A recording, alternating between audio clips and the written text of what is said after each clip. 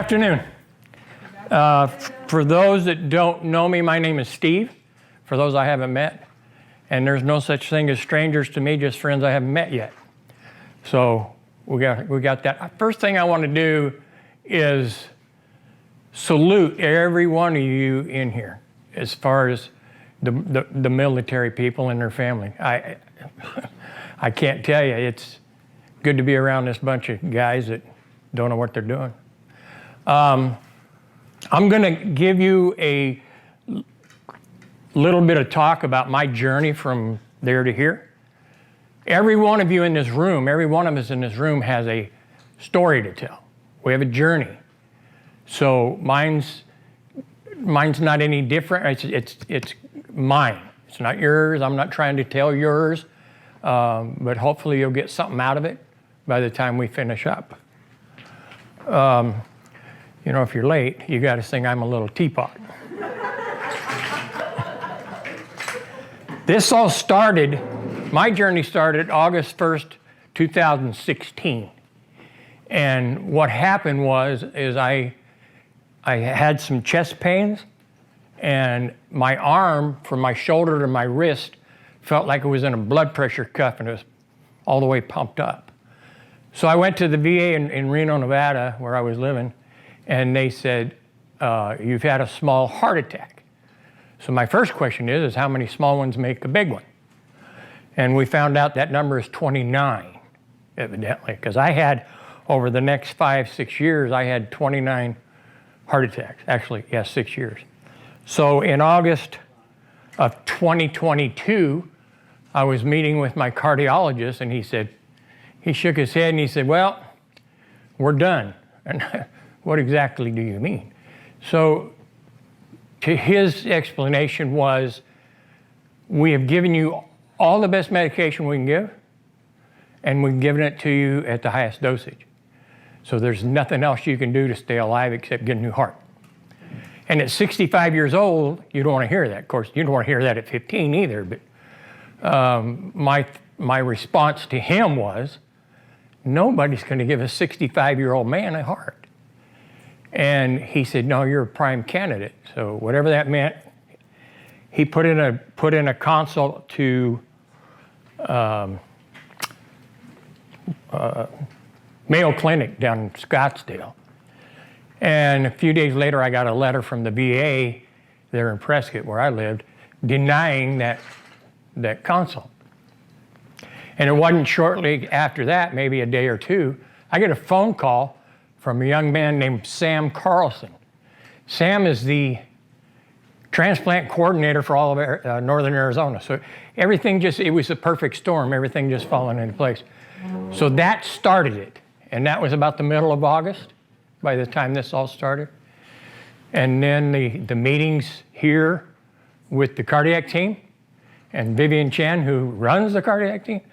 Shh, don't tell them. We flew out, my niece, Shannon, and I flew out here several times between August and December. In December, when I flew out here, it was the last time I was going to fly out here. Shannon went home. One of the biggest factors that I can explain to you as far as my heart, the normal heart will have what's called an EF, or an ejection fraction.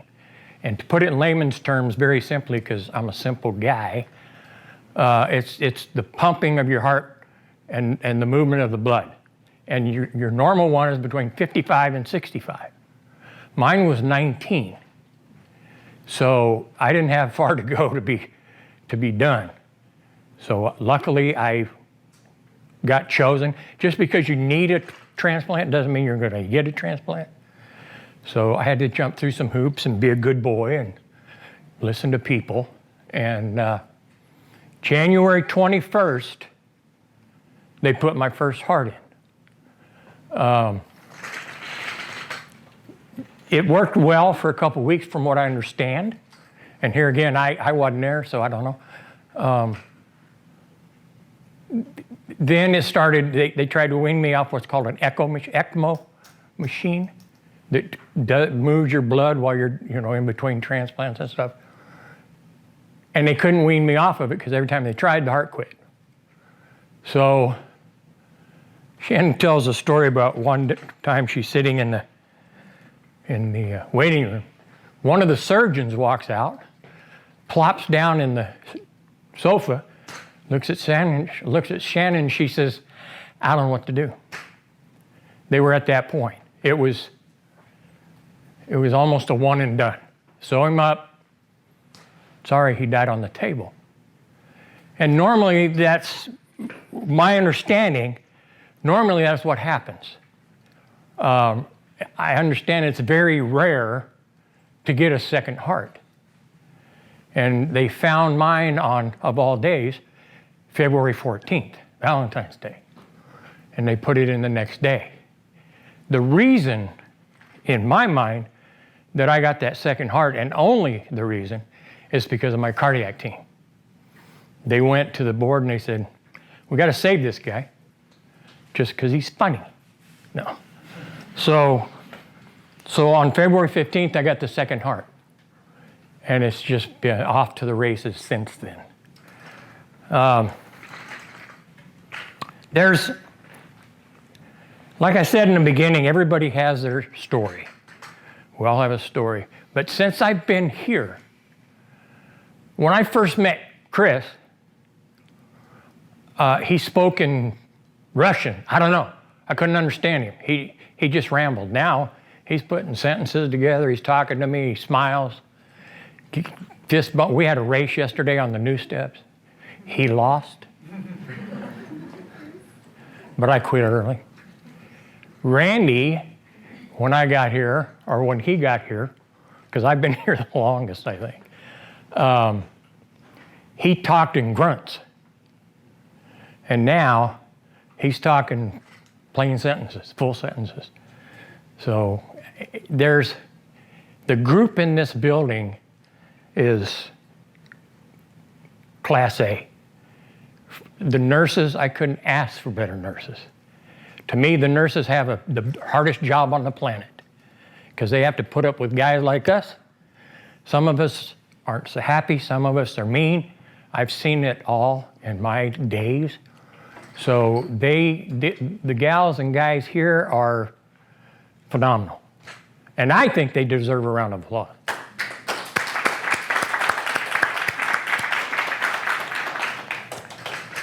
This is what it looks like when you, this was in Stanford. No, it's not, it's here, because there's May. I laid in a bed in the hospital for 5 months, flat on my back. It's amazing how much muscle you lose in 5 months. I lost it all. My calves looked like burlap bags, just swaying in the breeze. And once they're that way, you can't do anything without your legs. So we got to work on those first. And that's kind of what they're trying to do, get me to stand up. There's Shereen and Carmen. This is what's known as pain and torture. Some of you know it as physical therapy. But, I mean, I was a mess. I could barely pedal that bike.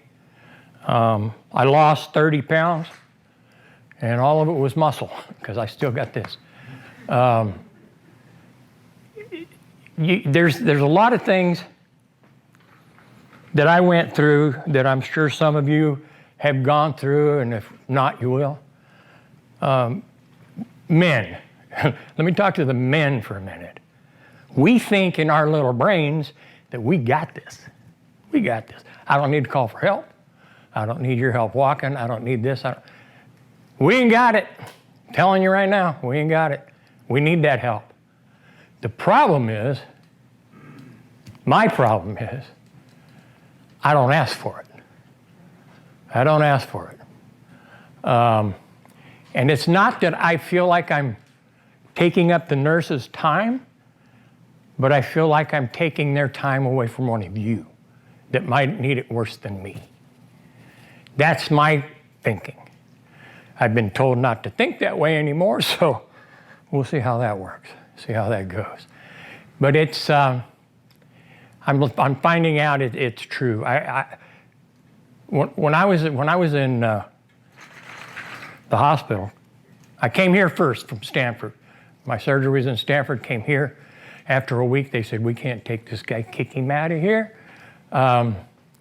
Everything started going wrong. Kidneys were failing, internal bleeding, all the stuff that they warn us about. And here again, I have to speak for me. I don't know what they warned you about or talked to you about. But they told me this could happen, this could happen, this could happen. And I thought, crazy. Guess what? Not only did this, and this, but so did this and this. So here again, we think we got it. I had a stroke in 2002. I was back to work in 2 weeks. I had a triple bypass in 2009. I was back to work in 2 weeks. So I'm pretty resilient. So when I found out that they had accepted me for this transplant, I thought, I'll be home 2 months. Okay, that was 6 months ago, or 5 months ago. I've been here, going on 7 months that I've been here. And the hallucinations that I went through, the delirium that I went through, it amazes me because it felt like I was there. And I'm telling Shannon these stories and she said, no, you didn't do that and you didn't do this. So I had to overcome that. And that's one of the hurdles we have to overcome. But we got to fight through it. Each and every one of us has to fight through it. There were times when I was in Stanford, say my brain's gone. When I was in Stanford, the pain and torture team came to my room and tried to get me to, stand up and do this and do that. And more times than not, I said no. I don't feel like it. I hurt. I'm weak. I'm tired. Mostly tired. So I said no. Well, that didn't help. It doesn't help. We have to push through. And when I got here, I made a promise to myself that I was going to push through. If I didn't feel like going, tough. Quit your whining, get out of bed and go. And sometimes it's hard. Sometimes it's hard. I'm standing here right now and my calves are going blink, blink, blink, blink. But you have to do what the therapists are telling us to do, or we'll never get well. Or we will, but it'll take 3 times as long. So, and they got to move on. They got other things to do. When I met with Vivian, one of the first times I met with Vivian, she kept saying, well, we're going to have to teach you how to walk. We're going to have to teach you how to feed yourself. We're going to have to teach you this. And I thought, I'm 65 years old. You ain't got to teach me nothing. Well, I lied. And it's not that they had to teach me how to walk. They had to build up what I needed to walk. My legs, and you start out, I started out, I got somebody with a gait belt on me, holding me up, and somebody over here holding me. Then I graduate to this thing, and then I graduate from this to a cane, maybe someday, and maybe someday nothing. Wheelchair, I had to use that before I got to use this. So a lot of walking, a lot of balance. Where I'm going to be living when I leave here for at least 6 months, Shannon's house has 2 flights of stairs. So guess what we got to practice? Stairs. And those things that tear up your calves worse than anything. But that's what I wanted. That's what I needed to feel, that pain. I needed to know it was growing, because otherwise it feels like there's nothing. And I can't do anything without my legs. I want to build my upper body back like it was, or close to it. And I can do that, but what good is it to do that without my legs? I can do that anywhere. This place helped with the primary, the one I needed the most. I think I dealt with 5 different physical therapists since I've been here. None of them want to work with me, so they just pass me on to the next. But they're a great team, every one of them. There, see there? I'm walking with nothing. I'm not holding on to anything. Shireen's walking with me, but she's not holding me. She's just checking for balance, because every once in a while I get off balance. But what we found out yesterday was I can correct that balance more times than not, because I fell off balance pretty good distance yesterday. And Shireen was there, but she didn't need to grab me. Outside felt good. You know, when you've been in a building for 5-6 months, outside feels, you guys are complaining about 90 degrees, bring it. Bring it. You could go to Phoenix where it was over 110 for the whole month of June. That's where my brother lives, because he's not real bright. See, this was yesterday when we were testing the balance. One of the tricks that she pulled out of her sleeve is she had Shannon walking in front of me backwards, throwing a ball. And I'd throw it back, throw a ball, throw it back. And then she said, okay, name animals starting with A. Do the alphabet backwards. What? So it's that pain and torture thing. I just letting you know. Rec therapy, I don't remember this. My memory is kind of whacked out because of the drugs I was on and for as long as I was asleep after surgery. And so I don't remember this, but this is rec therapy. They have different things they can do.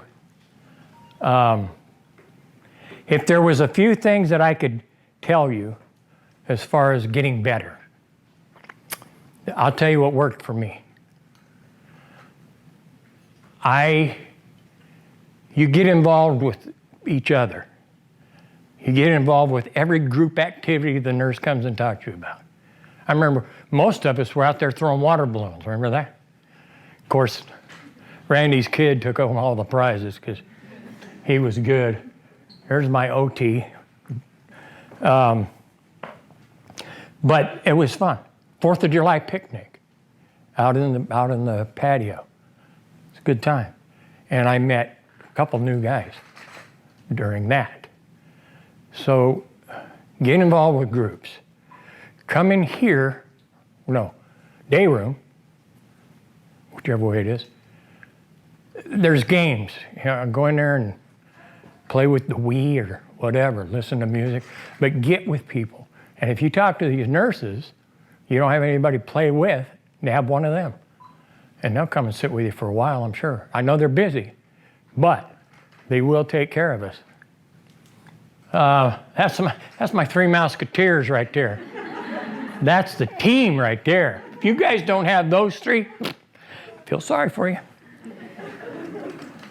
That's a great group right here. Dr. Janney, some of you might remember him. He was here for a while doing his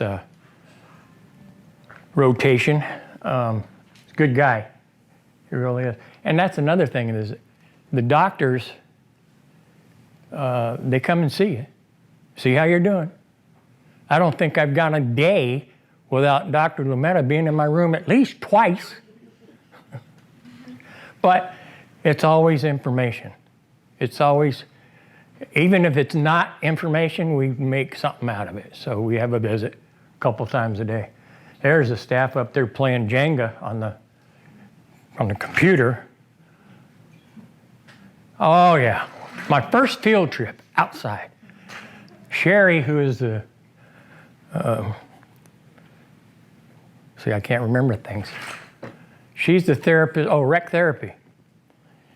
She took one of the vans out here, and Shannon took her car, and we went to Starbucks.